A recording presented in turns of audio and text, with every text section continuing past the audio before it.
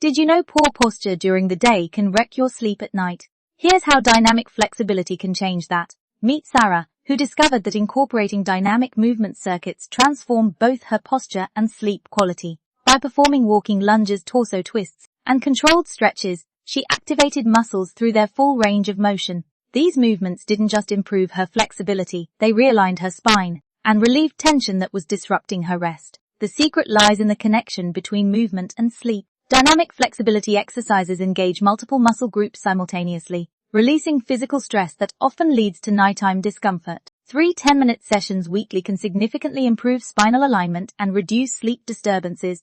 Sarah tracked her progress using a simple flexibility checklist, measuring improvements in range of motion and sleep quality. Within weeks, her posture improved, and she enjoyed deeper, more restorative sleep. Ready to transform your sleep through movement? Share your biggest posture challenge below.